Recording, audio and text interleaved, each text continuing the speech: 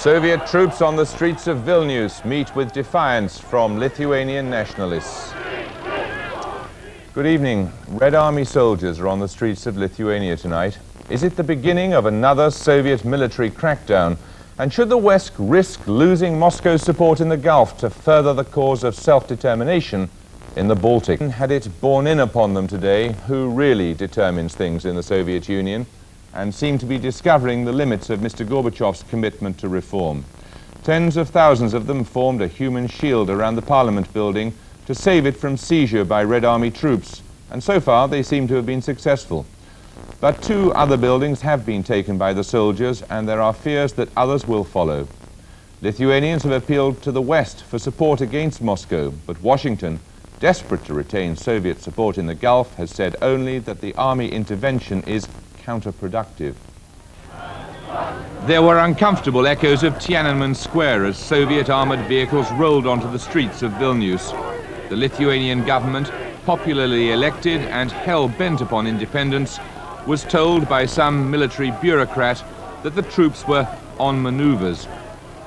But by mid-morning, the paratroopers sent by the Kremlin supposedly to enforce the military call-up had stormed the Republic's press building and the defense ministry. Shots were fired over the heads of the crowd who'd been called there by Lithuanian radio to protect the country's independence.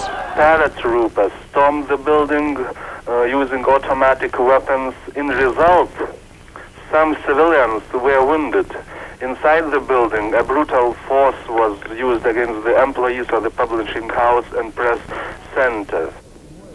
The Republic's own meager defense forces, untrained and armed only with the hope of independence, were pressed into action as the Parliament itself came under threat.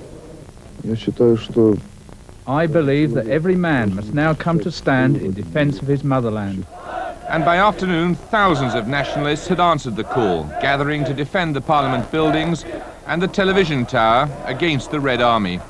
They, in turn, were opposed by thousands of ethnic Russians who'd come to rally round the Soviet flag.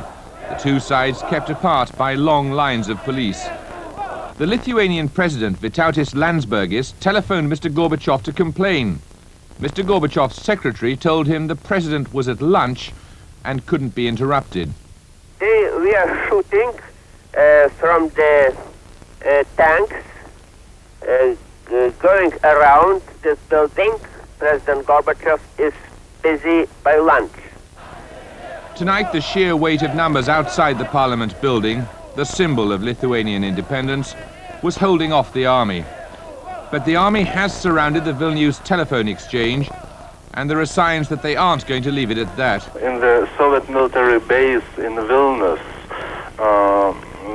there are a lot of military vehicles that are in a state of readiness with the engines running. The last information that a unit of paratroopers is moving from the 2nd largest city, that is Kaunas, to in the direction of Vilnius. Thus far, the crowds of nationalistic Lithuanians seem confident and relaxed.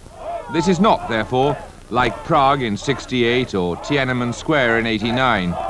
Or perhaps that should be not yet.